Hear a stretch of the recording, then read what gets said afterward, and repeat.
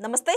Welcome to our channel నేను Vishali AP liquor scam సంబంధించి నిందితులు ఎవరైతే ఉన్నారో వాళ్ళకి ఈ నెల 19 వరకు పొడిగించారు మరి ముఖ్యంగా నలుగురు నిందితులైతే ఏసీబీ కోర్టు అయితే ఎదురు దెబ్బ తగిలింది అసలు ఏం జరుగుతుంది ఇలాంటి అంశాలను చర్చించే స్టూడియోలో ఉన్నారు పొలిటికల్ అనలిస్ట్ శ్రీలీల గారు ఉన్నారు వారిని అడిగే విషయాన్ని తెలుసుకునే ప్రయత్నం చేద్దాం నమస్కారం మేడం నమస్తే అమ్మా లిక్కర్ స్కామ్ సంబంధించి నిందితుల వరకు అయితే ఎవరైతే ఉన్నారో వాళ్ళకి ఈ నెల 19 వరకు పొడిగించింది మరి ముఖ్యంగా మనం ఒకటి తెలుసుకోవాల్సింది ఏంటంటే నలుగురు నిందితులైతే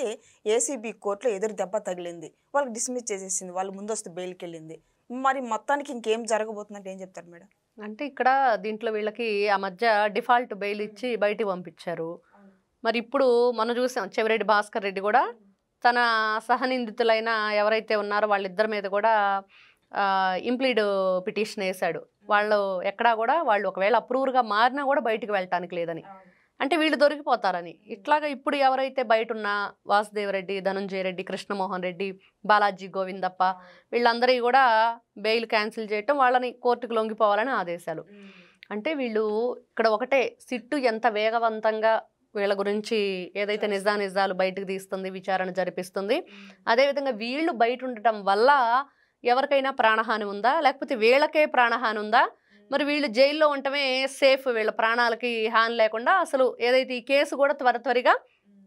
ఒక కొలిక్కి చేరుకునిద్దనే ఉద్దేశం దాంతోపాటుగా వీళ్ళు బయటకు వెళ్ళిన దగ్గర నుంచి రాజకేశ్ రెడ్డి A1గా ఉన్నాడు ఆయన కూడా నేను బయటకు వెళ్తానని చెప్పేసి పిటిషన్లు దాఖలు చేయటం చెవిరెడ్డి భాస్కర్ రెడ్డి మరి వాళ్ళందరూ వెళ్తే నన్ను ఎందుకు ఇక్కడ ఉంచారో నన్ను కూడా పంపించండి ఇలా ఎవరికి వాళ్ళే వంతులేసేసుకొని పిటిషన్లు వేయటం కోర్టు కొట్టేయటం రకరకాలుగా ఏదో ఒక సాగు చెప్తున్నారు అనారోగ్య సమస్యలు అబద్ధాలు నాటకాలు జగజ్జంత్రి అన్నీ కూడా టక్కుటమారా విద్యలన్నీ కూడా ప్రదర్శిస్తున్నారు వీళ్ళు అంటే ఇక్కడ వీళ్ళు దొంగతనాలు గతంలో ఏదైతే ఈ మద్యం కుంభకోణం ఉందో దీంట్లో విపరీతంగా దోచుకున్నారు ప్రజల ప్రాణాలు తీశారు అదేవిధంగా వాళ్ళ ఆరోగ్యాలు దెబ్బతినేటట్లు చేశారు అసలు మద్యం తయారు చేయటమే తప్పంటే దాంట్లో ఎన్ని రకాల అవకతవకలు చేశారు మరి దాంట్లో ఓన్లీ క్యాష్ మాత్రమే తీసుకోవాలి ఎక్కడా కూడా మన డిజిటల్ పేమెంట్ అనేది లేకుండా చేయటం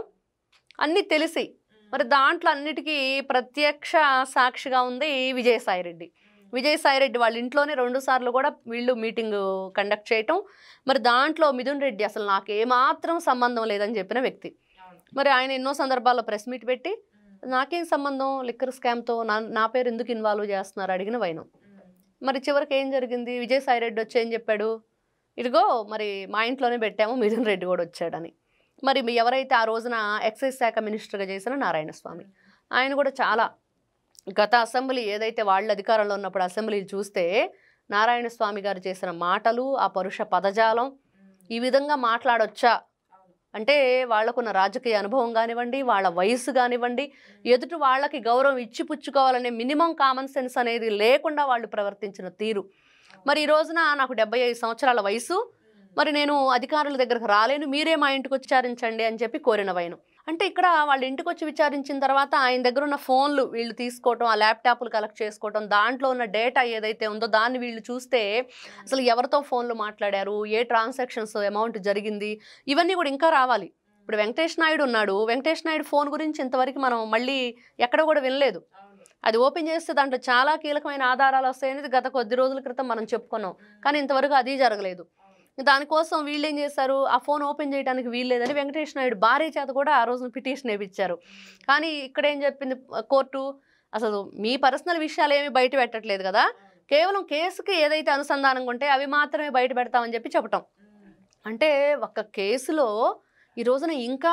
ఈ ఏదైతే ప్రతి ఒక్కరు మాట్లాడుకునే విషయం మద్యం కుంభకోణం గురించి ఓతగా మాట్లాడేసుకుంటున్నారు ఎక్కడ కూడా ఒక కొలిక్కి రావట్లేదని చెప్పేసి ప్రజలు రకరకాల మనం కామెంట్స్ చూస్తున్నా మాట్లాడుకునేటప్పుడు వింటున్నా కూడా తెలుస్తుంది మరి ఎందుకు వెళ్ళట్లేదంటే వెనక చాలామంది ఉన్నారు వాళ్ళందరి గురించి ఈ కేసు ముందుకు వెళుతూనే ఉండిద్ది ఎంతమంది అని చెప్పగలుగుతారు ఈ రోజున సంఖ్య తేలింది ఇంకా అది 100 మందికి వెళ్ళిద్దో ఇంకా పెరిగిపోతారో తెలియదు విజయసాయిరెడ్డి అప్రూవర్గా మారారు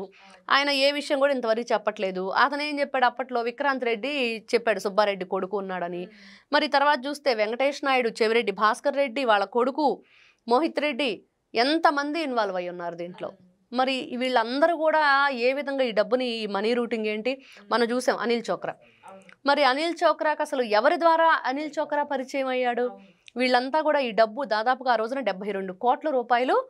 మరి ఎస్పీవై ఆగ్రో కానివ్వండి, లేకపోతే లీలా డిస్టిలరీస్ కానివ్వండి, వీటినన్నింటి నుంచి కూడా వాళ్ళు డబ్బులు అతను తీసుకొని డొల్ల కంపెనీలు పెట్టి దొంగ కంపెనీలు సృష్టించి ఎవరికైనా బాగా పేదవాళ్ళకి డబ్బులు అవసరమైతే వాళ్ళకి ఇతను డబ్బులు ఇస్తాడంటే ఇచ్చి వాళ్ళ ఆధార్ కార్డు తీసుకొని దాని మీద ఇతను అకౌంట్లు ఓపెన్ చేశాడు. అకౌంట్లో అనిల్ చోక్రా అకౌంట్లు ఓపెన్ చేసి దాంట్లోకి ఈ నల్లధనాన్ని ట్రాన్స్ఫర్ చేసి వైట్గా మనం భిక్షగా ఏదైతే కుబేరా మూవీ చూస్తే ఏ విధంగా చేశారో సేమ్ అంతే దాన్ని మళ్ళీ ట్రాన్స్ఫర్ చేసి మనీ రూటింగ్ ల్యాండరింగ్ మొత్తం కూడా ఈ అనిల్ చోక్రా చేసిన విధానం. దాంట్లో ఇతని కమిషన్ ఎంత, మరి ఏ విధంగా కొంత బంగారం రూపంలో ఇచ్చానని ఇన్ని రకాలుగా అసలు మనకే తల నొప్పి పుట్టిపోతుంది మాట్లాడి మాట్లాడి వీళ్ళ గురించి. మరి ఎంతసేపు చెప్పుకున్నా కూడా ఇది ఈ డైలీ సీరియల్లో కొనసాగుతూనే ఉంటుంది. మరి ప్రజలకు కూడా విసుగొచ్చినప్పుడు ఇలా మాట్లాడుతూ ఉంటారు. ఖచ్చితంగా ప్రజలు మాట్లాడుకోవటం కాదు కానీ దీనికైతే అతి త్వరలోనే ఒక ముగింపు అయితే వస్తుంది. నిందితుల్ని ఖచ్చితంగా కూడా సిట్ అధికారులు కోర్టులో నిలబెడతారు. వాళ్ళకి శిక్ష అయితే పడుతుంది, ప్రజలకు న్యాయం జరుగుతుంది. మరి నకిలీ మద్యం స్కామ్ సంబంధించి నాకు అసలు ఎటువంటి సంబంధం లేదని జోగి రమేష్ ఓ పక్క చెప్పడం, మొన్న జగన్మోహన్ రెడ్డి కూడా ప్రెస్ మీట్ పెట్టి చెప్పడం అసలు తనకి ఎటువంటి సంబంధం లేదని, అక్రమంగా అరెస్ట్ చేశారని, కానీ కీలకంగా పాత్ర అయిందేనని ఇప్పుడు వస్తున్న సమాచారం. జగన్మోహన్ రెడ్డి కూడా చాలా మంచివాడు, సౌమ్యుడు, బుద్ధిమంతుడు, చిన్నపిల్లాడు ముఖ్యంగా. మరి వీళ్ళందరూ కూడా చాలా మంచివాళ్ళు అయితే మరి ఇవన్నీ ఎవరు చేశారు? ఈ కేసులు ఎక్కడి నుంచి వచ్చినాయి? వీళ్ళకి అసలు సంబంధమే లేనప్పుడు నిన్న జోగి రమేష్ అతనిద్దరిని కూర్చోబెట్టి పోలీసులు ఆధారాలతో సహా మరి మనీ ట్రాన్సాక్షన్స్ కానివ్వండి, కాల్ రికార్డు కానివ్వండి, ఇవన్నీ అడిగినప్పుడు అద్దేపల్లి జనార్దన్ రావుకి ఎందుకు పెద్ద మొత్తంలో అమౌంట్ ట్రాన్స్ఫర్ చేశారంటే తెలియదు, గుర్తులేదు, మర్చిపోయా. ఇదే సమాధానం. మరి ఇలాంటి సమాధానాలు వచ్చినప్పుడు ఏ విధంగా వాళ్ళని అనుమానించకుండా ఉంటారు, ఏ విధంగా వాళ్ళని రిమాండ్ చేయకుండా ఉంటారు? ఈ రోజున అరెస్ట్ చేసిన తర్వాత గతంలో ఎన్నో అరుపులు అరిచి గందరగోళాన్ని సృష్టించి ఎవరు వస్తారో రండి పెట్టుకోండి కేసులు, లై డిటెక్టర్ చేసుకోండి, నేను అన్ని నిజాలే చెప్తానని చెప్పేసి ఏదేదో చెప్పాడు. మరి ఈ రోజున మాత్రం కామ్ అయిపోయాడు. తెలియదు అంటున్నాడు, గుర్తులేదు అంటున్నారు, మర్చిపోయామంటున్నారు.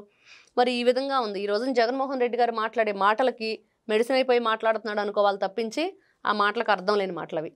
Thank you. నమస్తే.